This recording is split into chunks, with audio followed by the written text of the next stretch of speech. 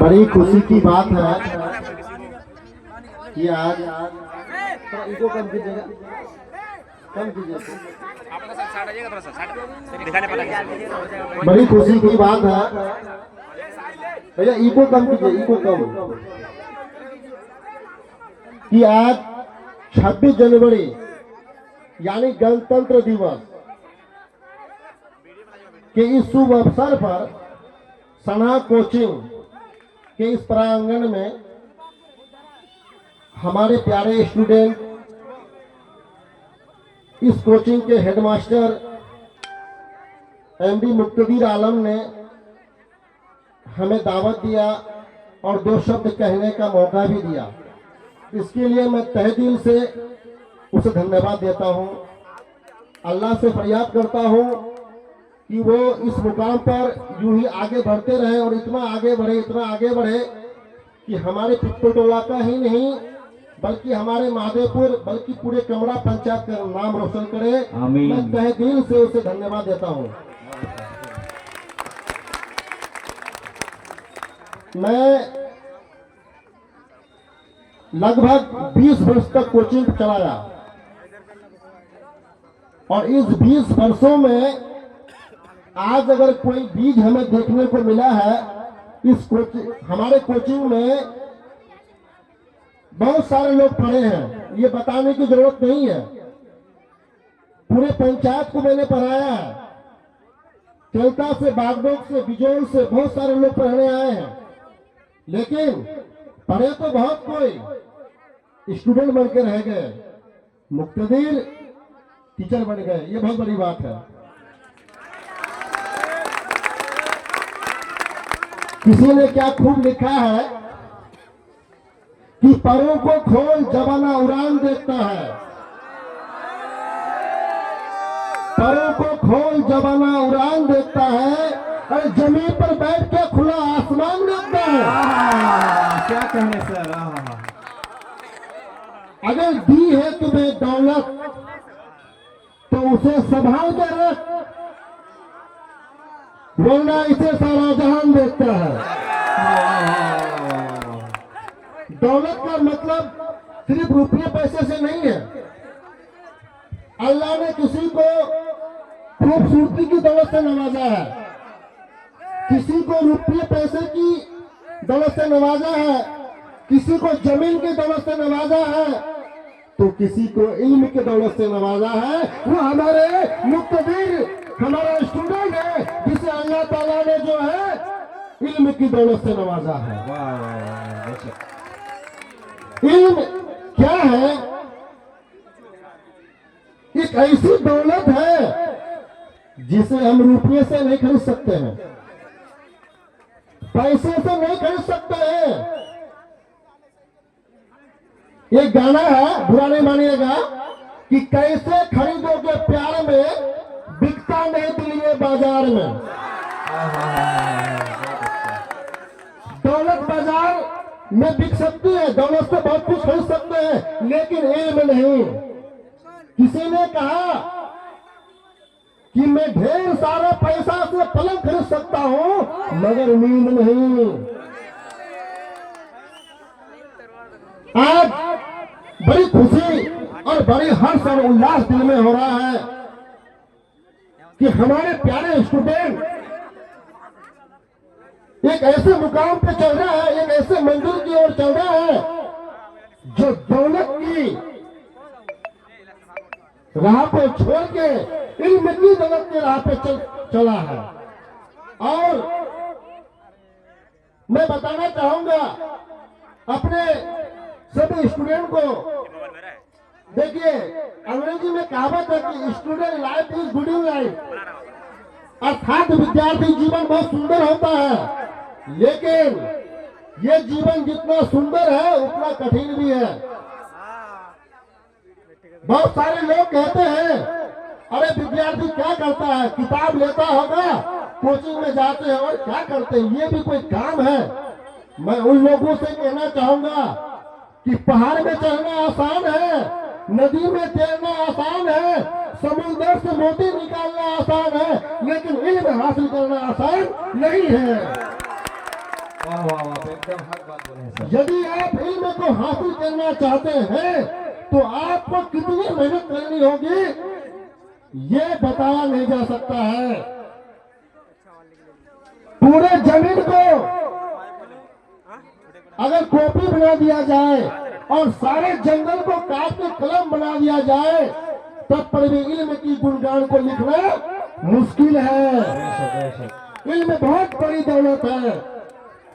आप मर जाएंगे, आपका सारा चीज यही रह जाएगा, सारे दल रह जाएंगे। सिकंदर बादशाह के बारे में आप लोग सुने होंगे, उन्होंने कितने बार हिंदुस्तान पर चढ़ाई किया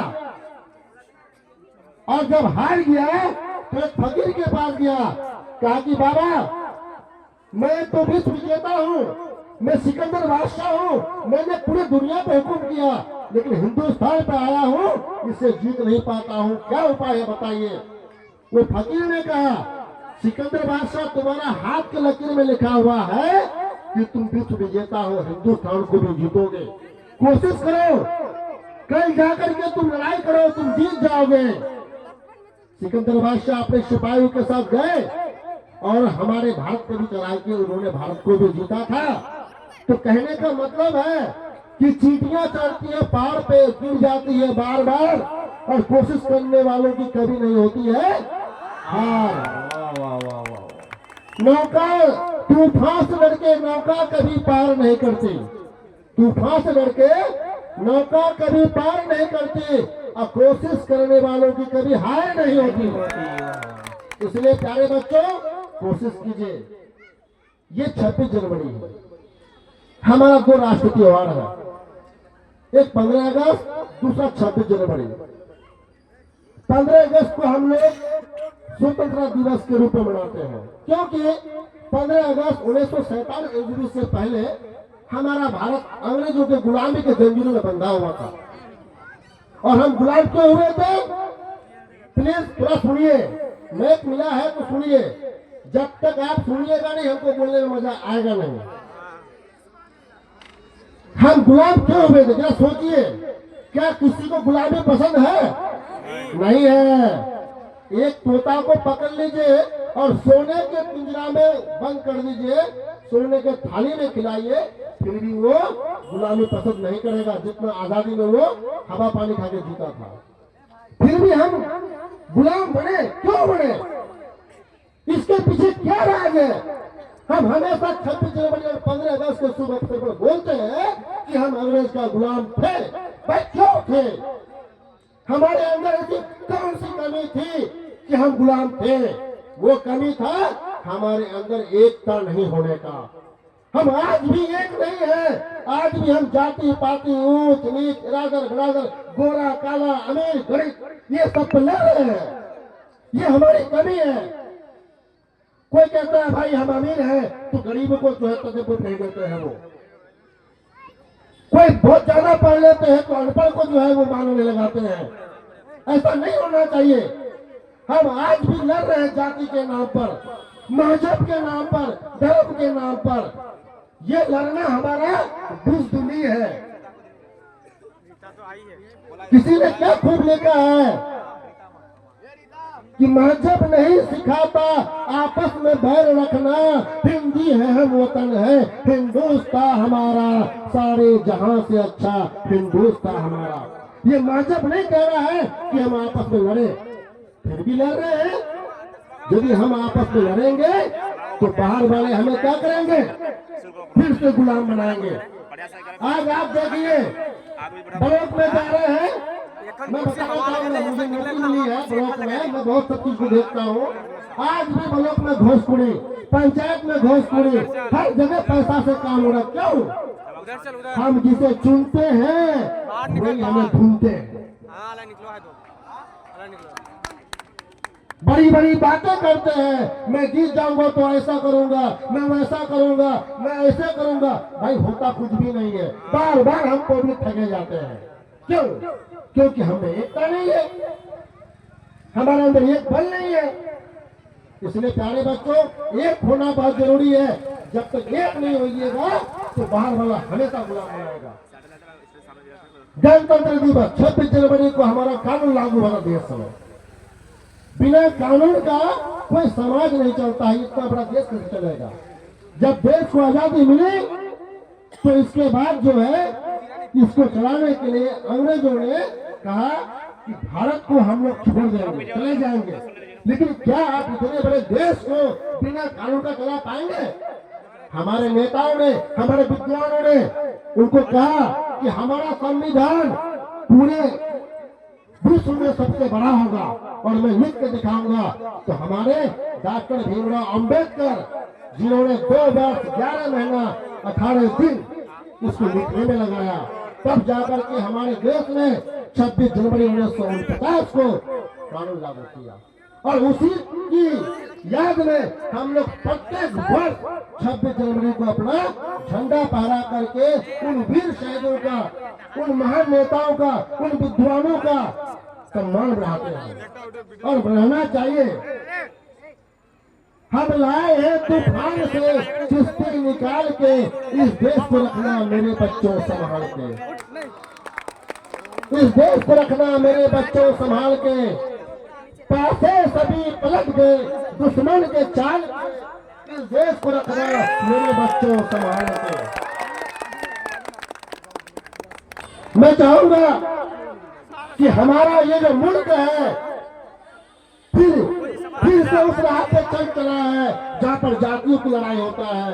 मैं कहना चाहूंगा अपने समाज को, प्यारे बच्चों को, क्योंकि आप इल्म का जो है मंदिर पे आए हैं, इल्म के स्थान पे आए हैं, अच्छा इल्म लीजिए, माँ बाप का नाम उठाइए और सही से विद्या अध्ययन कीजिए, अच्छा रिजल्ट लाइए। और इस कोचिंग का रिजल्ट भी बहुत बढ़िया होता है। जहाँ तक मैंने देखा, पहले मैं पढ़ाता था, ये हमारे बहुत प्यारे स्टूडेंट है, बहुत ज्यादा आज्ञाकारी, बहुत स्वाभाविक, बहुत, जब मैं जितना तारीफ करूँ उतना जो है कम है। और कहावत नहीं है, बड़ा तो बड़ा, बोले बड़े में तो बड़े में, छोटे में सुभान अल्लाह। इन्होंने भी काफी मेहनत करके पढ़ा, इन्होंने जितनी मेहनत करके पढ़ा है शायद टोटोला में कोई ऐसा होगा जो इतना मेहनत किया है, और इनका मेहनत का ये नतीजा है जो आज इतनी भीड़ लगी हुई है। मैं कहूँगा कि तुम जो है वो नदी मत बनो, तुम समुद्र बनो और इतना इल्म लोगों को दो, इतना इल्म लोगों को दो कि लोग तुम्हारा नाम लेने में मजबूर हो जाए। जोरदार ताली। बोलने का तो बहुत कुछ है और मैं अगर पूरा दिन भी बोलूं तो कम है, इसलिए समय सबको देना पड़ेगा, समय का अभाव है। इतनी बात को बोल करके इससे पहले मैं कहूँगा यदि बोलने में कोई त्रुटि हुई है तो हमें क्षमा कीजिएगा, माफ कीजिएगा और इनका नाम ऊंचा कीजिए, मेहनत करके पढ़िए। फिर से कहूँगा कि student life is Gooding life. वाह वाह, वेरी गुड। तालियां बजाइए सर के लिए, हमारे प्रिय सर, मेरे प्रिय मेहमान इज़ाम, बहुत